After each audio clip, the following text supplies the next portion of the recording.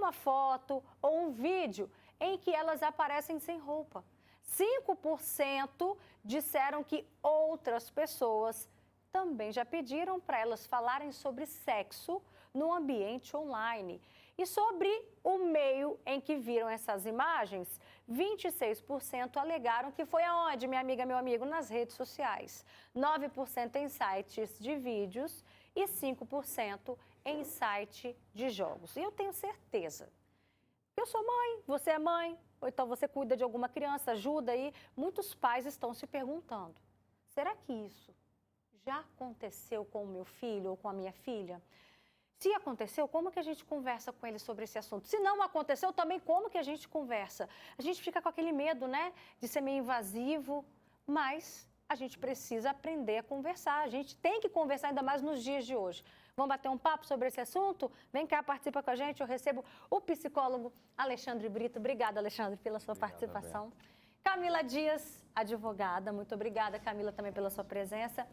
E a Sheila, gente, a Sheila Leal. Ela é mãe, são quantos filhos? 2. 2.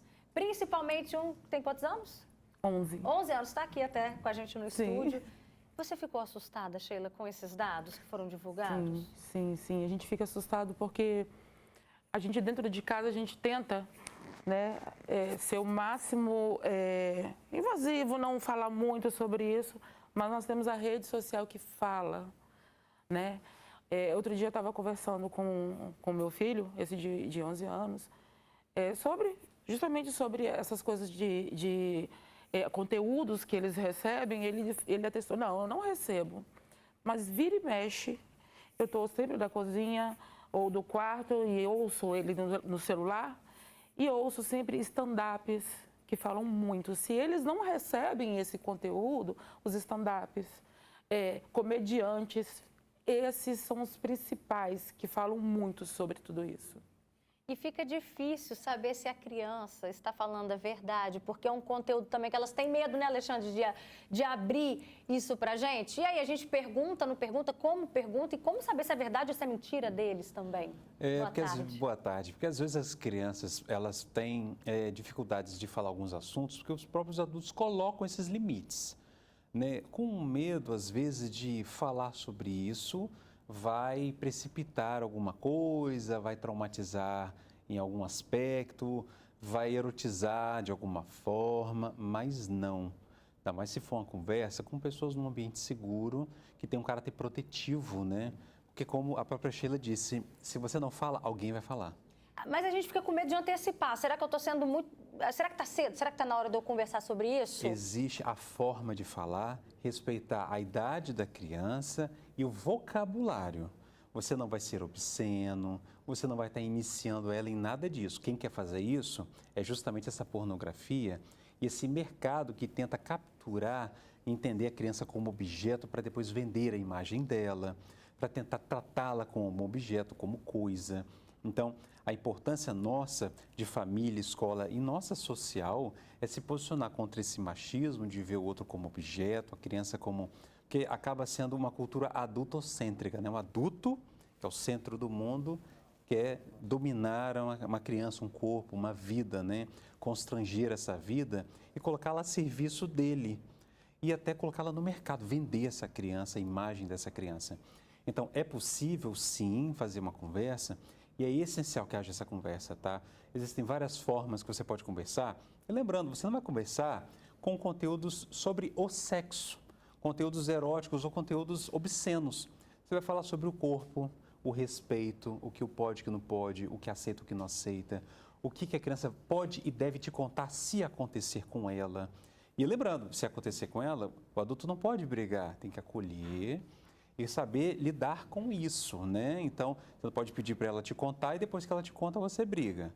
Então, tem que ter essa relação de confiança. Isso, eu acho que é a coisa mais essencial que os adultos, os responsáveis, coloquem a escola e nós, como sociedade, nos colocamos nesse lugar de acolhimento da vida infantil, da criança, entender a criança como potência, entender que ela também entende as coisas e que pode e deve ter em você uma certa confiança e proteção. Você está falando aí da reação dos pais, que às vezes eles pegam para brigar, né? Quando pegam um conteúdo desse no celular deles. E uma outra reação, Camila, às vezes é querer apagar imediatamente. E aí a gente se pergunta, qual é a conduta correta?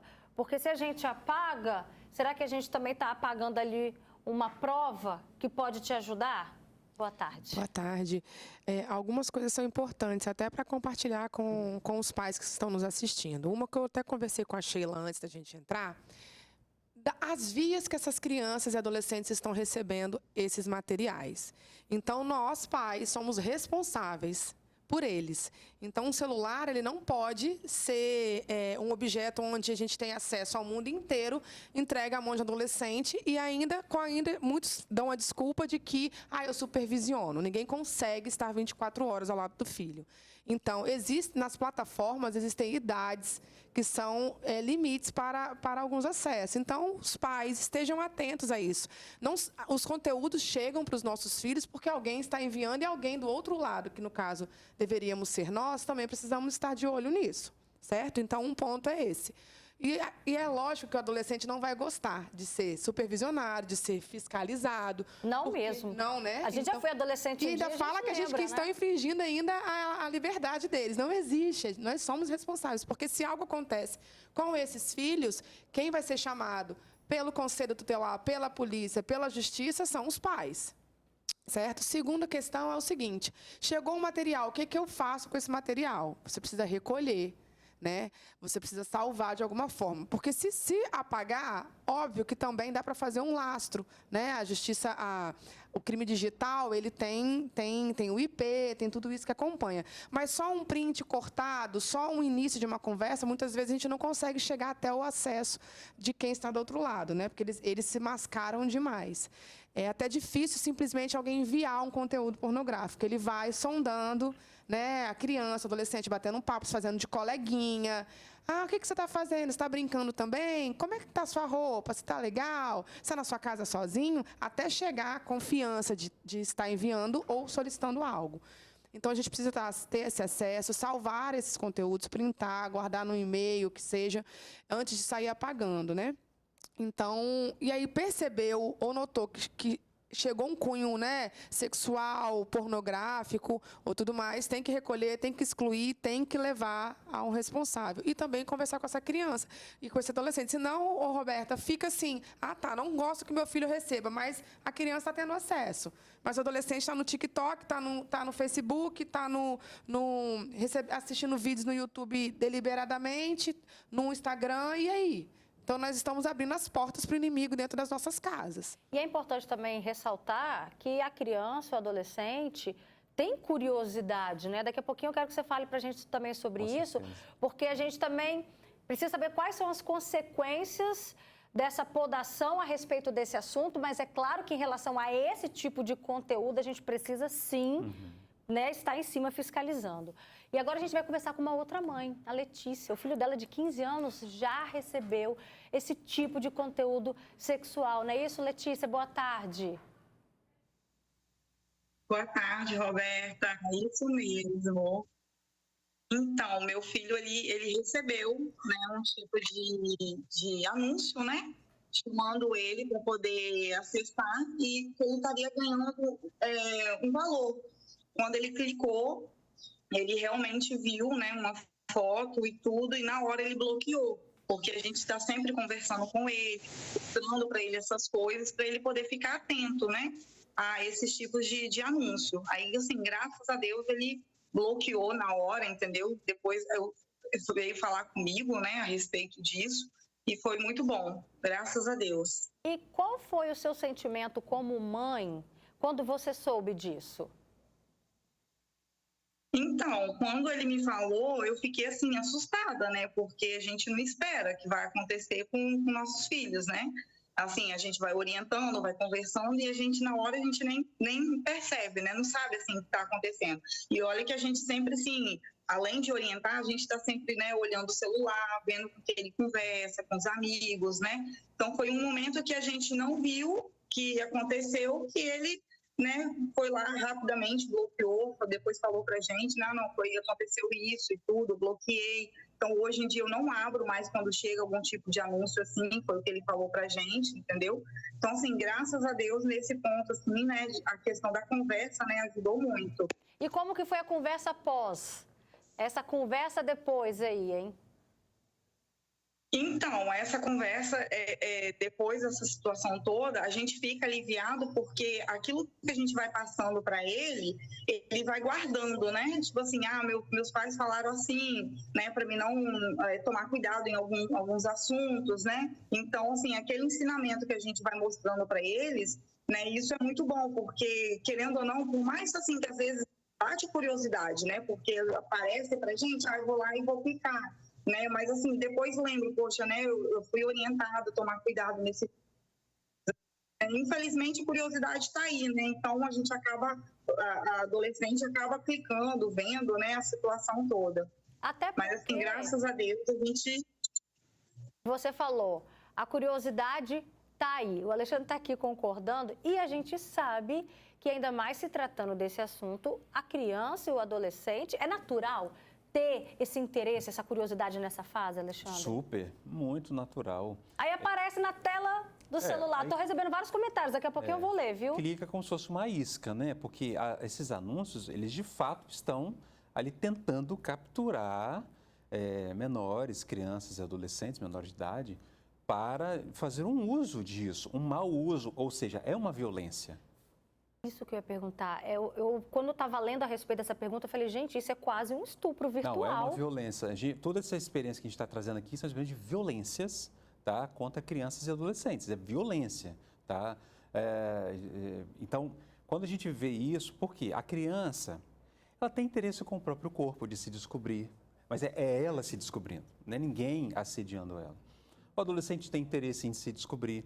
E isso, a gente vê na psicologia, na psicanálise, os estudos demonstram que isso é parte do desenvolvimento. Ela com ela mesma. Se conhecendo o corpo, os seus prazeres, o que ela gosta mais, né? Entendendo sobre si. Eu vi até uma pesquisa recente mostrando que uma pergunta para as crianças, o que você gostaria de mudar no seu corpo? A resposta delas era nada. Algumas queriam ter rabo de sereia, outras queriam ter uma asa de anjos. Mas você vai vendo que a criança tem as fantasias e a construção é outra realidade, muito diferente dessa, que é uma violência. Então, conhecer o corpo e conhecer a questão da sexualidade, como é isso, acontece principalmente na adolescência. Tem esse interesse. Mas eu penso sempre que é parte da educação a gente entender o que fazer com isso. Conversar abertamente com o adolescente não é vigiá-lo, porque ele vai fugir. É ele saber que nem sempre estaremos lá, nem sempre o responsável estará lá. E o que ele vai fazer com isso que aparece para ele? Então, essa responsabilidade, e saber que ele pode contar com essa rede de apoio também é importante, que é um processo coletivo, ele tem que entender que ele não está sozinho, isso acontece com todo mundo, né? Pesquisa demonstra aí porcentagens, demonstrando que não é um caso isolado. Então, existe essa curiosidade ela tem que se dar do modo mais saudável possível, né? Sem que haja uma coisa obscena. E existem algumas pessoas, né, principalmente quando tem o machismo, essa coisa muito intensa, né, Roberta, de querer iniciar o adolescente logo muito cedo, levando para certos lugares, para ter relações, que é muito inadequado, né? Então tem que tomar muito cuidado com o tempo também do adolescente. Nem o excesso, mas também não vai ter a falta, ele vai ter a curiosidade. Então saber dialogar, entender a responsabilidade é essencial para não haver nenhum desses tipos de violência. Respeitar cada fase, né? E muito importante, vamos frisar o que o Alexandre disse, a curiosidade vem da criança e do adolescente, ele com ele mesmo. Não é ninguém fazendo isso externamente. Muito bem colocado. Sheila, se o seu filho recebesse, embora ele até hoje, né, falou para você que não recebeu, você acredita que ele te contaria? Olha, eu acredito que não. Eu acredito que não, justamente por essa coisa da gente estar ali fiscalizando, vigiando, sempre estar falando, olha, se você receber algo que você vê que não é o que a gente fala para você no dia a dia, você deleta, eu acho que ele não falaria não. Embora é o que a gente ensina. Igual vamos colocar também dentro disso tudo que eu acho muito importante, né? Eu sempre ensinei a eles shopping, por exemplo. Não ir ao banheiro sozinho, porque tem essa questão também do machismo do menino, com o menino. Acontece mais com meninas, né? De ir ao banheiro juntas. Com o menino não tem. Então eu falo com ele assim, não há problema nenhum você chamar o seu coleguinha para ir junto com você no banheiro. Ele vai ficar do lado de fora, te vigiando, e você idem, né? Então, por essa questão toda abordada, eu acho que ele não me falaria, não. É porque é importante, né, a gente conhecer os nossos filhos e às vezes a gente está esperando uma certa postura deles. Ah, não, eu conheço meu filho, ele vai me falar. Exatamente. Mas não, a gente precisa ser leal, entender de fato. Mas isso não significa que você não tem que prepará-lo para ter atitude correta, Isso, né? exatamente. Vamos lá, vou ler aqui alguns comentários. O Júnior Gotts, ele diz, mas Roberta, às vezes a criança, o jovem, está ali jogando um jogo online e de repente vem um anúncio de pornografia. As plataformas deveriam bloquear esse tipo de anúncio. Doutora Camila, isso é permitido, né? De repente tem ali um conteúdo. Daqui a pouco o celular ouve as coisas que a gente conversa, daqui a pouco é capaz de aparecer aqui para mim também. Né? Isso é permitido? Só o fato de aparecer pode? Não pode, mas é uma máfia, né? Está muito acima do que é permitido ou não. Isso daí é um combate internacional a conteúdos pornográficos, a pornografia, esse aliciamento, né, de menores e tudo. A gente precisa entender que é algo que, então eu recebi, vi aqui que o meu filho está recebendo, vou lá, vamos tomar uma atitude. Infelizmente, não tem essa boa notícia para dar, né? Porque esses conteúdos, esses pop-ups que aparecem, a gente pode tentar, né, com técnicos, tentar dando uma bloqueada nos nossos aparelhos, né, nos nossos computadores, tablets, mas assim, não estamos imunes a aparecer. E aí voltamos ao ponto inicial, que é a orientação, né? Para os nossos filhos, para estarem, né, rejeitando, porque eles não estão imunes a isso. O que a gente também consegue é essa questão de quem diretamente entra em contato com eles, que não é o que a gente está falando. Nós estamos falando desses conteúdos que chegam automáticos, né? Esse a gente não consegue realmente fazer algo por hora. Olha só, também tem aqui o comentário da Clara Campos. As crianças são bombardeadas de todos os lados. Ela está aqui falando dos filmes, das séries. E ela pergunta, a sexualidade é permitido? Né? Qual é a diferença? A diferença, acredito, o Alexandre está aqui para falar, é que o filme, a série, a gente, conforme a classificação, a gente ainda consegue monitorar, né? Né? Não, você não vai assistir isso aqui não é para sua idade. Agora, de repente, num joguinho apareceu. E eu queria que você falasse quais são as consequências de antecipar essa sexualidade na vida de uma criança e de um adolescente.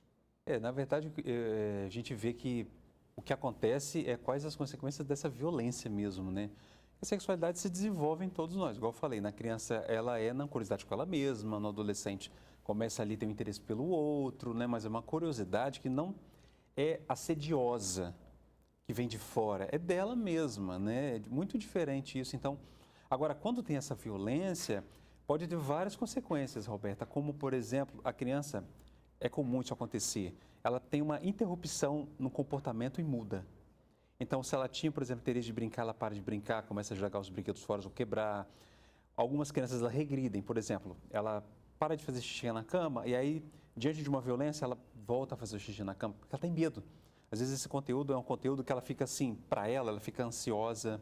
Ela pode ficar ansiosa, ela pode ficar até agressiva, ela pode começar a ter comportamentos que têm até uma ligação com a violência que ela está vendo, ou com aquilo que ela está percebendo, ou com o assédio, ou com a violência sexual que ela pode ter vivido, e ela repetir.